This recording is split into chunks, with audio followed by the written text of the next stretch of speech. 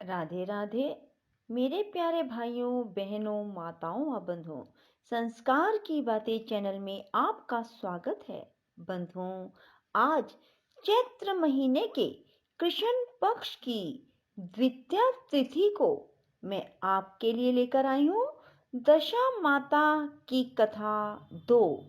बंधुओं, दशा माता की कथा चैत मास के कृष्ण पक्ष की प्रतिपदा तिथि से लेकर दशमी तिथि तक रोजाना सुनी जाती है।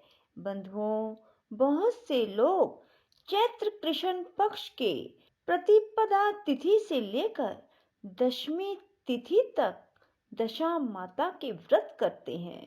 बंधुओं, दशा माता की कथा सुनने और दशा माता के व्रत रखने से मनुष्य पर बुरी दशा नहीं आती।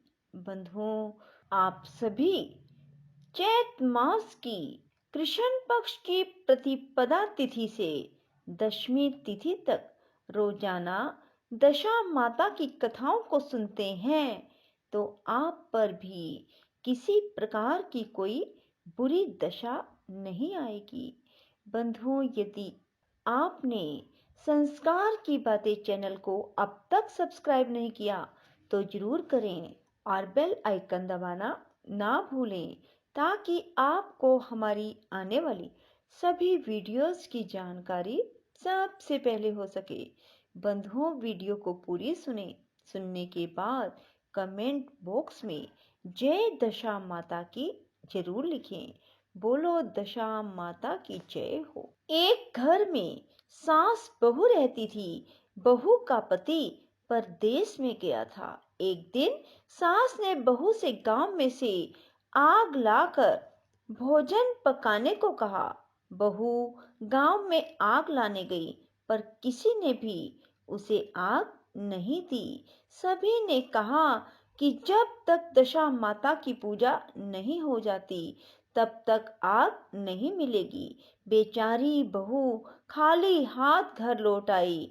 उसने सास को बताया कि गांव भर में आज दशा माता की पूजा है, इसलिए कोई आग नहीं दे रहा।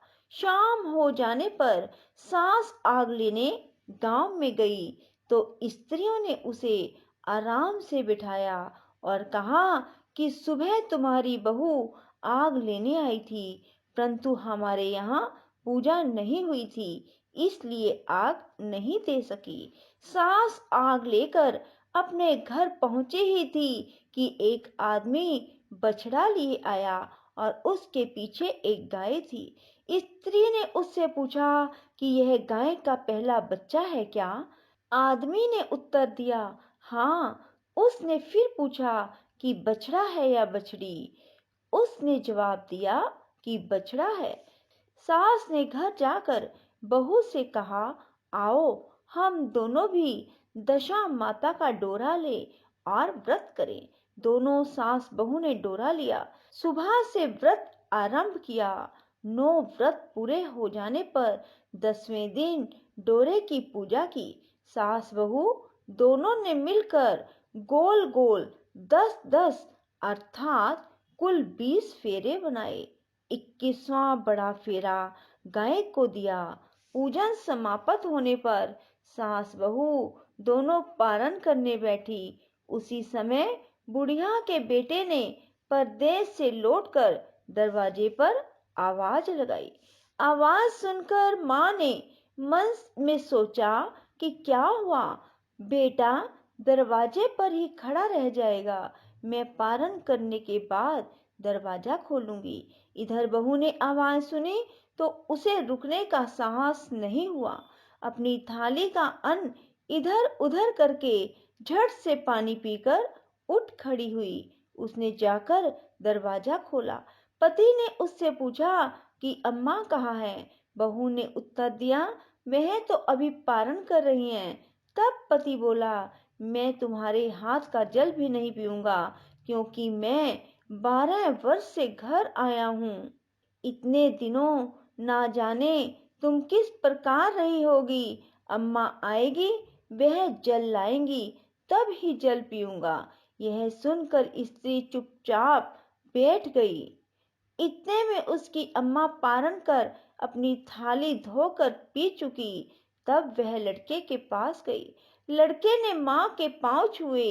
अम्मा उसे आशीर्वाद देकर बेटे को घर में ले आई। माता ने थाली परोस कर रखी। बेटा भोजन करने लगा। उसने हाथ में पहला ही ग्रास लिया था कि फेरों के वे टुकड़े जो बहू ने अपनी थाली में फेंक दिए थे अपने आप बेटे के सामने आने लगे। बेटे ने माँ से पूछा, यह सब क्या हो रहा है? माँ बोली, मैं क्या जानूं बेटा, बहू जाने। यह सुनकर बेटा आग बबूला होकर बोला, ऐसी बहू मेरे किस काम की, जिसके चरित्र की तुम साक्षी नहीं हो, उसको मैं घर में नहीं रख सकता। इसे अभी घर से निकालो। यदि ये घर में रहेगी तो घर में नहीं रहूंगा। माँ ने बेटे को व्रत के पारण का सब हाल बताकर हर तरह से समझाया, परंतु वह मानने को तैयार नहीं हुआ। वह यही कहता रहा कि इसे घर से बाहर करो तो मैं रह सकता हूँ। माँ ने सोचा, बहू को थोड़ी देर के लिए बाहर कर देती हूँ। जब लड़के का गुस्सा उतर जाएगा तब बहू को बुला लूंगी। बुढ़िया ने बहू से कहा, देहरी के बाहर जाकर पेड़ के नीचे थोड़ी देर के लिए खड़ी हो जा। जब बहू पेड़ के नीचे खड़ी हुई तो पेड़ बोला, मुझसे हट कर खड़ी हो। मैं दशा माता के विरोधी को छाया नहीं दे सकता। इस पर वह वहां से चलकर घड़ोची के पास गई। घड़ोची बोली, मुझसे हट कर खड़ी हो। मुझ पर इतना भार घड़ों का नहीं है जितना तेरा है। वह यहाँ से हटकर घूरे के ढेर पर खड़ी हो गई। घूरे का ढेर बोला, मुझ पर इतना भार कूड़े का नहीं जितना तेरा है। चल यहाँ से हटकर कहीं और खड़ी हो जा। इस प्रकार उसे कहीं भी खड़ा नहीं होने दिया गया। वह अपने मन में बहुत दुखी हुई। वह जंगल में चली गई। जंगल में भूखी प्यासी घूमती फिरती एक सूखे कुएं में गिर पड़ी। वह उसमें गिरी परंतु उसे चोट ना आई। वह नीचे बैठ गई। अचानक राजा नल वहां शिकार खेलते खेलते पहुंच गए। उनके साथी बिछुड़ गए थे। वह प्यास के कारण उसी कुएं पर आए जिसमें वह स्त्री बैठी थी। राजा नल के भाई ने कुएं में पानी के लिए लोटा डाला तो उस स्त्री ने लोटे को पकड़ लिया। भाई ने नल से कहा, इस कुएं में किसी ने लोटा पकड़ लिया है। तब राजा नल ने कुएं पर आकर कहा, तुम यदि पुरुष हो तो मेरे धर्म के भाई हो और यदि स्त्री हो तो मेरी धर्म की बहन हो। तुम जो भी हो बोलो, मैं तुम्हें बाहर निकाल लूंगा। स्त्री ने आवाज दी। राजा ने उसे बाहर निकाल लिया तथा हाथी पर बैठाकर राजधानी ले आया। महाराज को शिकार से लौटकर महलों की ओर आते देखकर सब ने महारानी को महाराज के आने की सूचना दी। सेवकों ने एक स्त्री को हाथी पर बैठा देखकर रानी को बताया, महाराज एक नई रानी को साथ ले आ रहे हैं। यह जानकर रानी बड़ी दुखी हुई। इतने में महाराज भी वहां आ पहुंचे। रानी ने हाथ जोड़कर विनती की, महाराज मुझसे ऐसी क्या गलती हो गई जो मेरे रहते आपने दूसरा विवाह कर लिया। राजा नल ने हंसकर उत्तर दिया, यह तुम्हारी सोच नहीं ननद है, मेरी धर्म की बहन है। तुम्हें उसके साथ अपनी सगी ननद की तरह बर्ताव करना चाहिए। यह सुनते ही महारानी का मुख प्रसन्नता से कमल की भांति खिल उठा। वह बोली, अब तक मैं ननद का सुख नहीं जानती थी। अच्छा हुआ जो मुझे भाग्य से नंद भी मिल गई। राजा ने उसका नाम मुंह बोली बहन रख दिया और उसके लिए अलग महल बनवाया। उसके दिन अब सुख पूर्वक बीतने लगे। एक दिन राजा की घोड़ी का बच्चा हुआ तो राजमहल की स्त्रियां बधाई गीत गाने लगी। मुंह बोली बहन ने अपने दासियों से कहा, बाहर जाकर पता करो कि किस बात की बधाई गाई जा रही है। दासियों ने बताया, महाराज की घोड़ी ने अच्छी घड़ी में एक उत्तम बछड़े को जन्म दिया है। उसकी बधाई गाई जा रही है। मुंह बोली बहन ने पूछा, क्या घोड़े ने पहली बार जन्म दिया है? दासियों ने उत्तर दिया, हाँ। तब मुंह बोली बहन ने महारानी के पास जाकर कहा, आओ भाभी रानी, हम दोनों दशा माता का डोरा लें। रानी ने पूछा, डोरा क्या चीज है, मुझे समझाओ। वह बोली, दशा माता के व्रत का नियम है कि पहले पहल जब गाय या घोड़ी या स्त्री के प्रसव की खबर सुने तब डोरा लेकर व्रत आरंभ करते हैं। 9 व्रत करने के बाद 10वें दिन डोरे का पूजन करके विसर्जित करते हैं। इसी के साथ उसने पारण का नियम भी बताया। तब महारानी बोली, तुम्हारा व्रत तुमको फले। मैं पूड़ी और दूध की खीर खाने वाली रानी महारानी बनफरा गोले की पपड़ी खाकर कैसे रह सकती हूँ? ऐसा कहना खाए मेरे दुश्मन ऐसा खाना खाए मेरे दुश्मन। वह बोली, भाभी मुझे जो चाहे कह लो, परंतु व्रत के संबंध में कुछ मत कहो।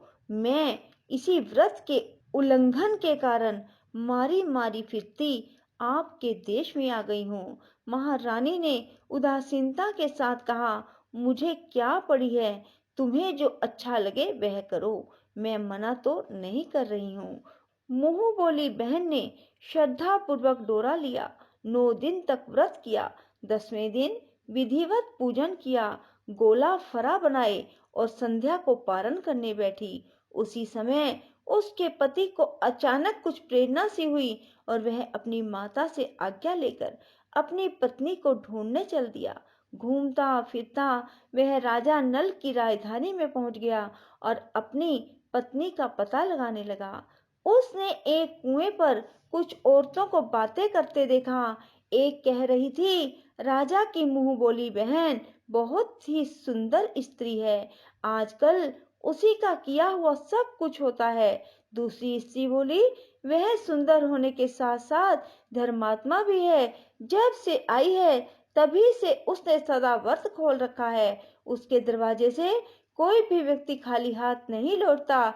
तीसरी स्त्री बोली, वह जैसी धर्मात्मा है वैसी सदाचारनी भी है। चौथी स्त्री बोली, वह सदाचारनी और सर्व प्रिय भी है, सारी प्रजा उससे खुश है। पांचवी स्त्री बोली, यह सब तो सही है, परंतु अब तक यह पता नहीं कि वह कौन है और कहाँ की रहने वाली है। उन औरतों की बात सुनकर वह साधु के वेश में राजा नल की मुंह बोली बहन के महल के द्वार पर पहुंचा। वहां उसने भिक्षा के लिए आवाज लगाई तो द्वारपाल उसे भिक्षा देने लगा। उसने द्वारपाल के हाथों भिक्षा लेने से मना कर दिया। बोला, भिक्षा देने वाली स्वामिनी के हाथ से ही भिक्षा ग्रहण करूंगा, नहीं तो अपने रास्ते चला जाऊंगा। तब द्वारपाल ने उससे कहा, इस समय वह दशा माता का व्रत करके पारण कर रही है, पारण समाप्त होने के बाद ही वह तुमको भिक्षा दे सकती है, तब तक तुम इंतजार करो। वह चुपचाप बैठकर इंतजार करने लगा। पारण कर लेने के बाद वह मुट्ठी भर मोती लेकर आई, परंतु सामने अपने पति को पल्ला फैलाए देखकर वह मुस्कुराती हुई लौट गई। दोनों ने एक दूसरे को पहचान लिया। महारानी ने मुंह बोली ननद को मुस्कुराते देखकर कहा, जब से तुम आई हो आज तक मैंने तुम्हें मुस्कुराते नहीं देखा, आज इस साधु को देखकर हंसने का क्या कारण है?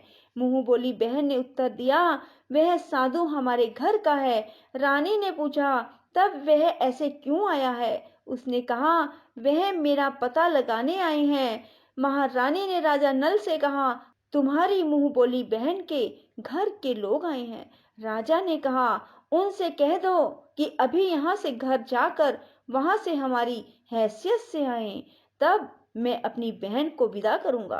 राजा नल की मुंह बोली बहन का पति घर जाकर अपने माँ से बोला, तुम्हारी बहू राजा नल के यहाँ उसकी बहन बनकर रह रही है। वह रोज सदा व्रत करती है और नियम धर्म से दिन बिताती है। तब उसकी माता ने उसे आज्ञा दी कि बहू को ले आओ।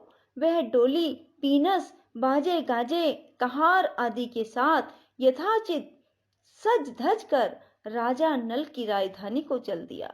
राजा ने उसका यथोचित आदर सत्कार किया और कुछ दिन मेहमानी में रखकर विधिवत बहन की विदाई की। जब वह महल के बाहर चलने लगी तो महल भी उसके पीछे ही पीछे चलने लगा। तब महारानी बोली, ननद जी तुम चली और मेरा महल भी ले चली, जरा पीछे मुड़कर तो देखती जाओ। ज्यों ही उसने मुड़कर पीछे की ओर देखा, राजा का संपूर्ण राजसी वैभव अचानक तृप्त हो गया।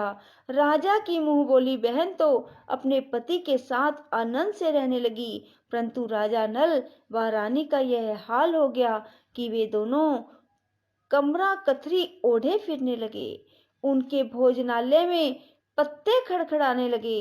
राजा नल ने रानी से कहा, अब हमें यहाँ से कहीं दूसरी जगह चलने चाहिए।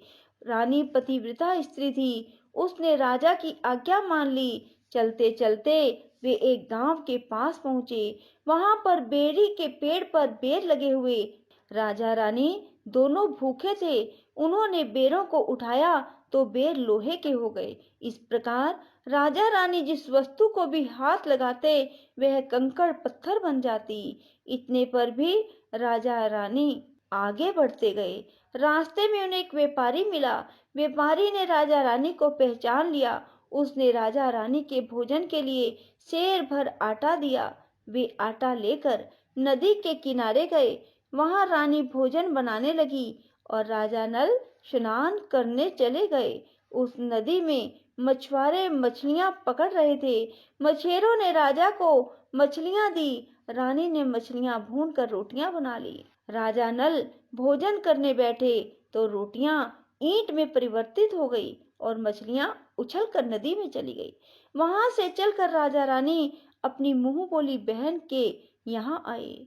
बहन को जब पता चला कि भाई भाभी आए हैं तो उसने सेवकों से पूछा कैसे आए हैं। सेवकों ने कहा भिखारियों के हाल में आए हैं। यह सुनकर उसे बड़ी लज्जा आई।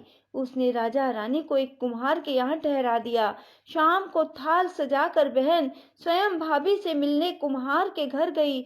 उसने भाभी के सामने थाल रखा तो भाभी ने कहा, इस थाल में जो कुछ भी है उसे कुम्हार के चक्के के नीचे रख दो और चली जाओ। ननद थाल का सामान चक्के के नीचे रख कर चली गई।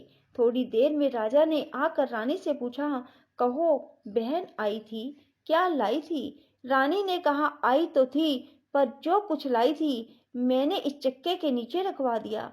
राजा ने वहां देखा तो वह कंकड़ पत्थरों के सिवा कुछ न रहा। राजा को समझते देर न लगी कि यह सब बुरी दशा के कारण है। भला वह मेरे लिए कंकड़ पत्थर क्यों लाएगी। अब राजा रानी वहां से चलकर अपने मित्र के घर गए। मित्र को लोगों से पता चला तो उसने उनसे पूछा कैसे आना हुआ। उन्होंने उत्तर दिया, भिखारियों के हाल में आए हैं। मित्र ने दुखी होकर कहा, कोई बात नहीं, जैसे आए वैसे अच्छे आए, आखिर मित्र हैं, उन्हें महलों में ले आओ। मित्र ने उन दोनों का स्वागत किया, स्वादिष्ट भोजन कराया, एक कमरे में उनके लिए पलंग बिछवा दिया। उस कमरे में एक खूंटी पर नौलखा हार टंगा था। आधी रात के समय राजा तो सो गए परंतु रानी जाग रही थी। रानी ने देखा हार वाली खूंटी के पास दीवार में एक मोर का चित्र बना हुआ है। मोर धीरे धीरे हार को निकल रहा है। रानी ने राजा को जगाकर वह दृश्य दिखाया। राजा ने सोचा यहाँ से चुपचाप चलना चाहिए, नहीं तो सवेरे चोरी का कलंक लगेगा, तब मित्र को क्या मुख दिखाएंगे। बेचारे राजा रानी उठकर जंगल की तरफ चले गए। दोनों चलते चलते एक दूसरे राजा की राजधानी में पहुंच गए। वहां अतिथि और भिक्षुओं को सदा व्रत दिया जाता था। वे दोनों भी सदा व्रत लेने गए परंतु उस समय सदा व्रत बंद हो चुका था। वहां के अधिकारियों ने कहा, यह लोग ना जाने कहाँ के अभागे आए हैं कि इन्हें देने के लिए कुछ भी नहीं बचा, फिर भी इन्हें एक मुट्ठी चने दे दो। उन्होंने इस प्रकार से अनादर और कड़वी बातों सहित दान लेना अस्वीकार कर दिया। वे दान अध्यक्ष की निंदा करते हुए बोले, ऐसी कंजूसी है तो सदा व्रत देने का नाम ही क्यों करते हो। दान अध्यक्ष बोला, यह तो बड़ा घमंडी भिक्षुक लगता है, भीख भी मांगता है और गाली भी देता है, इनको हवालात में डाल दो। इस प्रकार दोनों को एक कोठरी में बंद कर दिया गया। एक एक मुट्ठी चने दोनों को खाने के लिए मिलने लगे। जिस कोठरी में राजा रानी बंद किए गए थे, उसी के पास आम रास्ता था। एक सफाई कर्मचारी राजा की घुड़साल साफ कर उसी रास्ते से निकला करती थी। एक दिन वह बहुत देर से निकली। रानी उससे पूछने लगी, आज तुम्हें इतनी देर कैसे हो गई? वह बोली, आज राजा की घोड़ी के बछड़ा हुआ था, उसकी टहल में देर हो गई। रानी ने पूछा कि घोड़ी का पहला प्रसव है क्या? सफाई कर्मचारी ने बताया, पहली बार। रानी ने फिर पूछा, बछड़ा हुआ है या बछड़ी? सफाई कर्मचारी ने बताया, बहुत अच्छा बछड़ा हुआ है। यह सुनकर रानी ने राजा से कहा, एक बार मैंने तुम्हारी मुंह बोली बहन के डोरे का अनादर किया था, उसी दिन से हमारी दशा बदल गई। मैं आज दशा माता का डोरा लेना चाहती हूँ। राजा ने कहा, परंतु यहाँ पूजा की सामग्री कहाँ से आएगी? उसके नियम धर्म का पालन कैसे होगा? रानी ने उत्तर दिया, दशा माता ही सब कुछ करेगी, मैं तो उन्हीं का नाम लेकर डोरा लेती हूँ, फिर जो होगा देखा जाएगा। रानी ने 9 तार राजा की पगड़ी से और एक तार अपने आंचल का लेकर अपना डोरा तैयार किया और उसी समय से व्रत करने लगी। थोड़ी देर में ही वहां का राजा अपनी घोड़ी को देखने के लिए उसी रास्ते से निकला। राजा ने नल दंपत्ति को देखा, कोठरी में बंद देखकर पूछा, वे लोग कौन हैं और इसका क्या अपराध है? पहरेदारों ने कहा, ये लोग भिक्षा लेने आए थे, ये आपको आशीर्वाद देने के बदले गालियां देते थे। इसी कारण दान अध्यक्ष ने इन दोनों को कैद में डाल दिया। राजा ने कहा, यह तो इनका कोई अपराध नहीं है, इनको मन वांछित भिक्षा नहीं मिली होगी, इसलिए ये गालियां देने लगे होंगे। इनको संतुष्ट करना चाहिए था, ना कि कैद में डाल देना चाहिए। इनको अभी रिहा करो। राजा की आज्ञा से उसी समय दोनों को कोठरी से बाहर निकाला गया। राजा उनके पांव में पद्म और माथे पर चंद्रमा देखकर पहचान गया कि यह तो राजा नल और रानी दमयंती है। इस पर उसने दोनों हाथों से हाथ जोड़कर क्षमा मांगी और हाथी पर बिठाकर अपने महल में ले गया। कुछ दिन बाद राजा के यहाँ रहकर उन दोनों ने पूरे राजसी ठाठ के साथ अपनी राजधानी की ओर प्रस्थान किया। रास्ते में वे पहले मित्र के यहाँ गए। मित्र ने राजा नल के आने की खबर सुनकर लोगों से पूछा, मित्र आए तो कैसे आए? लोगों ने कहा, अब की बात तो राजसी ठाठ बाट के साथ हाथी, घोड़े, डंका, निशान, पालकी, पीनस और फौज को लेकर आए हैं। मित्र ने कहा, अच्छी बात है, आने दो। मेरे लिए तो जैसे तब थे वैसे ही अब भी हैं, आखिर हैं तो मेरे मित्र। राजा रानी मित्र के महल में गए। मित्र ने उनको आदर सत्कार के साथ उसी स्थान पर ठहराया जिस स्थान पर पहले ठहराया था। आधी रात के समय जब राजा सो रहे थे, रानी पैर दबा रही थी, तब रानी ने देखा कि मोर का चित्र जो पहले हार को निगल गया था उसे उगल रहा है। रानी ने राजा को जगाकर यह दिखाया। राजा नल ने अपने मित्र को बुलाकर दिखाया। मित्र बोला, मैंने तब भी तुमको चोर नहीं समझा था, ना अब समझता हूँ। यह दृश्य तुम्हारी बुरी दशा का फल है। आप निश्चिंत रहिए, मेरे मन में कोई मैल नहीं है। मित्र के यहाँ से चलकर राजा रानी अपनी मुंह बोली बहन के यहाँ गए। उसने सुना राजा भैया आ रहे हैं तो उसने लोगों से पूछा, कैसे आ रहे हैं? लोगों ने कहा, जिस प्रकार राजा का आना चाहिए उसी प्रकार आ रहे हैं। उसने कहा, उनको मेरे महल में ले आओ। जब राजा नल का हाथी बहन के महल की ओर बढ़ा, रानी ने कहा, आप अपनी बहन के घर जाइए, मैं तो उसी कुम्हार के घर रहूंगी जिसके पहले ठहरी थी। राजा ने कहा, जिस कारण इतने दुख उठाए तुम फिर उससे झगड़ा मोल लेना चाहती हो, यह तुम अच्छा नहीं कर रही हो। परंतु रानी नहीं मानी, वह कुम्हार के घर ही ठहरी। राजा बहन के घर चले गए। शाम को राजा की बहन भाभी के लिए थाल सजाकर कुम्हार के यहाँ आई। उसने भाभी के सामने थाल रख दिया। भाभी सोने चांदी के गहने उतार उतार कर रखने लगी और कहने लगी, खाओ रे मेरे सोने चांदी के गहने खाओ, हम भूखे नंगे हैं क्या? यह उलाहना सुन ननद बोली, यह उलाहना किसे देती हो? मुझसे उस समय लाई थी, वही अब भी लाई हूँ। विश्वास ना हो तो चक्के के नीचे अब भी देख लो। सचमुच चक्के के नीचे देखा तो वहां पर मणिक मोतियों का ढेर लगा था। रानी यह सब देखकर सुन रह गई। वह बोली, ननद जी, तुम्हारा कोई दोष नहीं, यह तो हमारी बुरी दशा का परिणाम था। रानी ने ननद का लाया हुआ सब सामान उनमें अपनी तरफ से कुछ और जवाहरात मिलाकर ननद को वापस कर दिया, परंतु ननद को पूजा का न्योता देना भूल गई। वहां से चलकर राजा सूरा गाय के पास गया।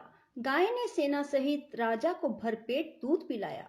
वहां से आगे चलकर वे नदी के तट पर पहुंचे तो वहां पड़ाव डाला, भोजन बनवाया गया।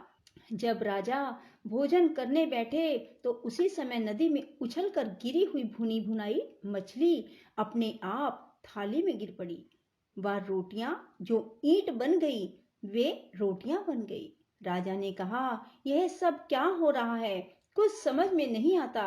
रानी ने बताया कि ये रोटियां और मछलियां वे ही हैं जो उस दिन हमें नसीब नहीं हुई थी। मैं यदि आपसे उस समय कहती कि तली हुई मछलियां जल में उछल गई और रोटियां ईंट बन गई तो आप कदापि भी इसे सच नहीं मानते। इसी कारण मुझे बहाना बनाना पड़ा। अब राजा रानी अपनी राजधानी की ओर आगे बढ़े। जब राजा की फौज अपनी राजधानी के समीप पहुंची तो वहां के लोगों ने समझा कि दूसरे राजा ने राजधानी पर आक्रमण कर दिया है। वे घबरा गए। वहां के लोग नजराना लेकर राजा से मिलने गांव के बाहर आए, परंतु यह क्या, यह तो अपने राजा हैं। लोगों की प्रसन्नता का ठिकाना न रहा। वे श्रद्धा भक्ति के साथ महाराज के आगे चलकर उन्हें उनके महल में ले गए। राजा रानी ने महल में प्रवेश किया। रानी ने तुरंत दशा माता की पूजा का प्रबंध किया। उसने उस पूजा में नगर की सब सौभाग्यवती स्त्रियों को बुलाया। भगवती के भोग के लिए सब प्रकार के पकवान बनाए। आटे की 10 बतियां, 10 शक्कर की गुंजियां और 10-10 अठवाइयां सुहागनों के आंचल में डाली। सुहागनों का श्रृंगार करके दशा माता की पूजा आरंभ की। राजा ने अपना दूरगामी रथ भेजकर अपनी मुंह बोली बहन को बुलवाया। उसके आते ही कलश का मानिक दीपक प्रज्वलित हो गया। बड़ी धूमधाम से पूजा की गई। अंत में सुहागिनों को भोजन कराकर विदा किया गया।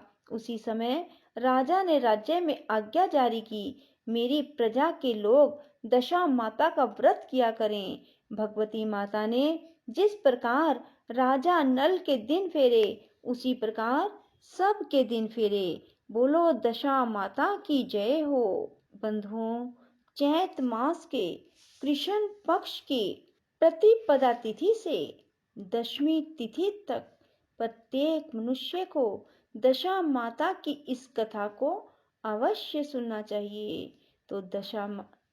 तो कभी भी आप पर बुरी दशा अर्थात बुरे दिन नहीं आएंगे। बंधुओं, यदि आपको हमारी वीडियो पसंद आए तो इसे लाइक करें और शेयर भी जरूर करें। धन्यवाद।